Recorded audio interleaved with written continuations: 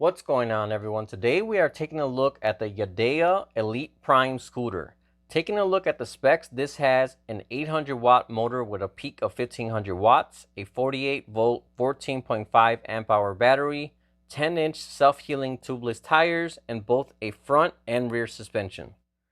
Taking a look at the scooter itself, I love how refined and unique this scooter looks. A lot of scooters look the same with just a few changes, but you can tell this one was actually designed from the ground up.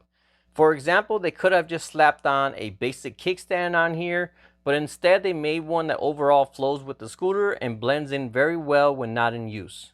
This scooter is what Yadea calls their urban SUV scooter. It has a pretty high ground clearance, a full suspension, a wide floorboard, and overall a lot of features and technology that are geared toward making this a plush and comfortable city riding scooter.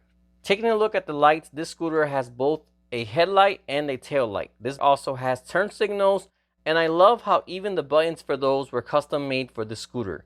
Most bikes or scooters just have generic parts slapped on the bars, so it's great to see the amount of attention and details that went into making this scooter. Coming down to the wheels, this scooter also has a very cool suspension that only has a single side swing arm. Again, not something I've seen on any other scooter, and really adds to the overall sleek and futuristic look. Last but not least, this scooter even has a charger that was custom made for this scooter as well. Not only does this charger look cool, but it also has a few unique features as well. First off, it's a gallium nitride charger, or GaN as it's usually called.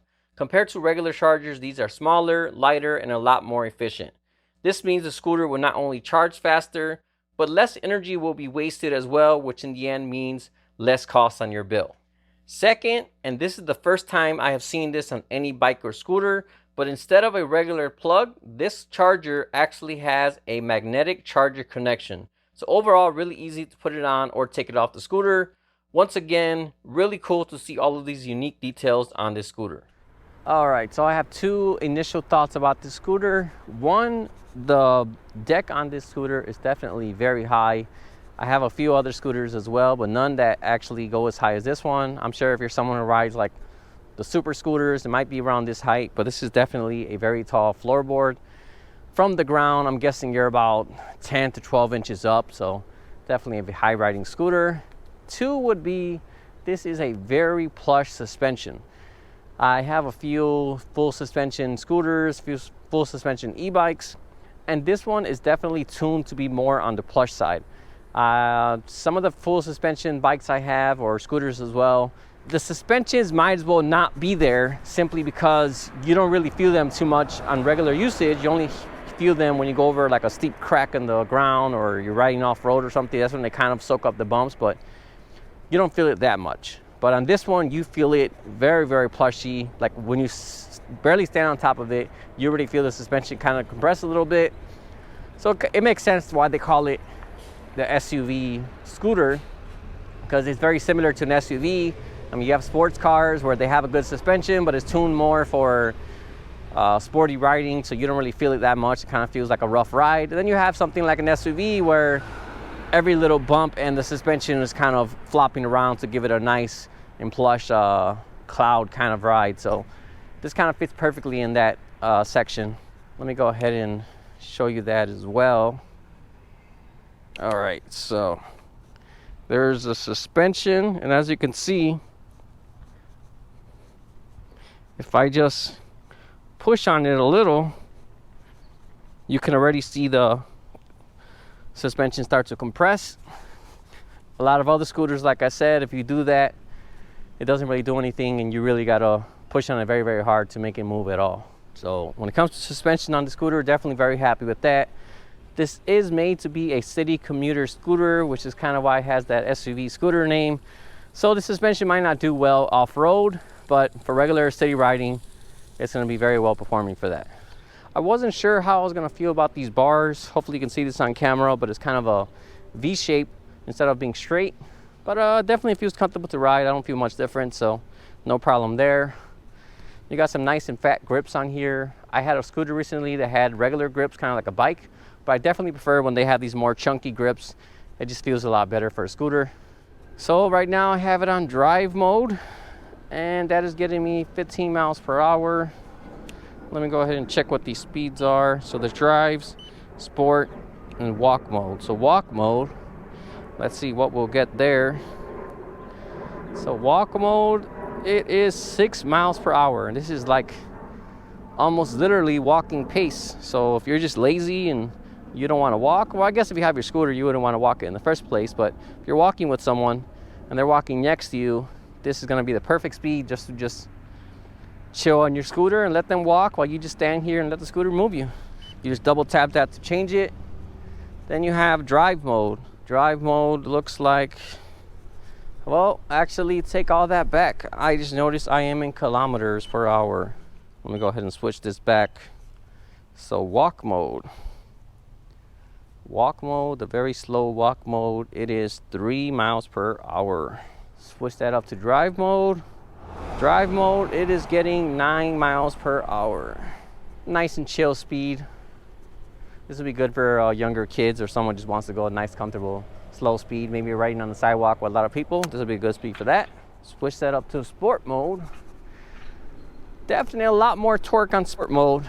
So sport mode looks like 18 to 19 miles per hour. What I love about this scooter is when I just accelerate right now, I have a few other scooters and bikes where you just hit the throttle and it kind of gives you like a raw, untamed power, which is fine for that initial burst of speed, but it kind of just feels like very sudden, very jerky, and you kind of feel it like, it's just not a smooth experience. But this one starts very slowly. It kind of gives a smooth start, and then once it gets past about 5-6 miles per hour, that's when you feel the torque kind of pick up. So it's definitely a very refined throttle.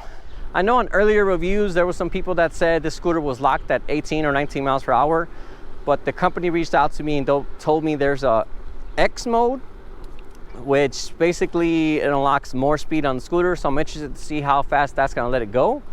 But the only thing is you have to ride 1 kilometer before the app lets you unlock X mode. So not really a fan of that, but I guess from a new scooter rider perspective, it makes sense. They're just covering themselves to make sure you don't go flying down the road and hurt yourself.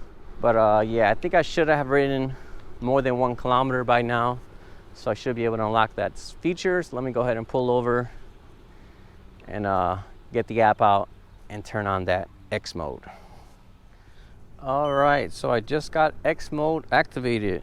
So let me go ahead and find a empty street here without stop signs so I can test out this X mode.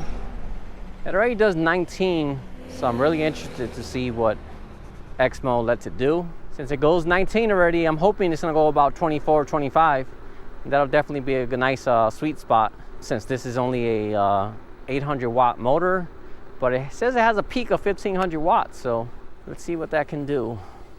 All right, so I know this is a long stretch here. All right, here we go. X mode. Definitely more torque on the initial start as well.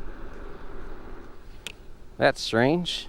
So I guess X mode gives you more torque, but not more top speed, which is very strange. I did not expect that to happen, and honestly, a bit disappointed.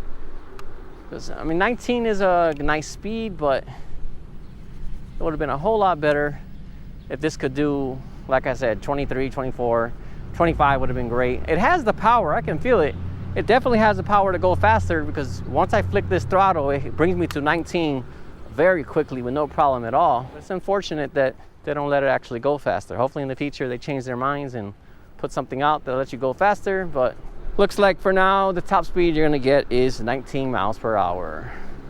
Brakes on this scooter are definitely very, very smooth.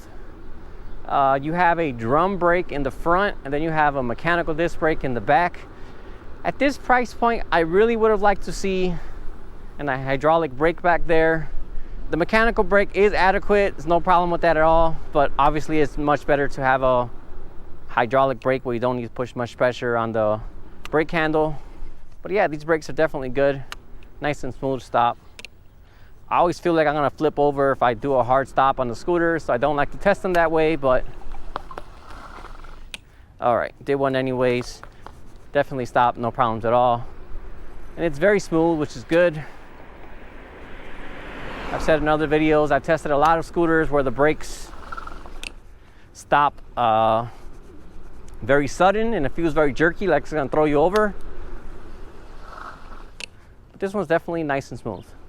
Oh man, this scooter is great on all fronts of it. Suspension, brakes. It has 15 amp hours, so that's probably gonna get you between 15 and 30 miles, depending on how fast you're going. I think realistically, most people are gonna get about 15 or 20 because no one's really gonna ride the scooter that slow.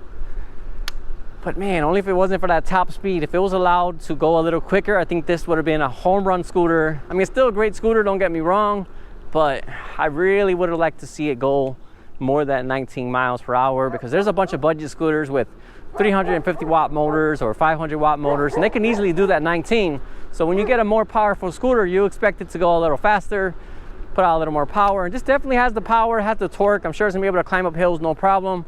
But I really want that higher top speed with it. I mean, if you're paying more for the motor, paying more for a more powerful motor, you should definitely get a higher top speed. So hopefully they think that over in future app updates and lets you unlock like an off-road mode, and just to cover themselves, they could say, you know, use at your own risk, don't use on public roadways, and you know, all the usual stuff. But if they can do that, this will definitely be a home run scooter. But if you're not a speed demon, you don't want crazy top speed, this is definitely a very solid scooter. This is one of the best suspensions I've used on any scooter so far. And like I said earlier, the design is completely unique, and it just looks very premium. So speed aside, definitely very happy with this scooter. Yeah, so overall, if you're looking for a very well-made scooter, definitely take a look at this one here. If you're someone who really likes speed, you might want to look at something else. But if you're not and you just want a nice and comfortable ride, this one is definitely a solid scooter to look at. All right, well, that about wraps up this video. As usual, if you have any questions at all, feel free to drop me a comment and let me know. Otherwise, thanks for watching, and I'll see you all next time.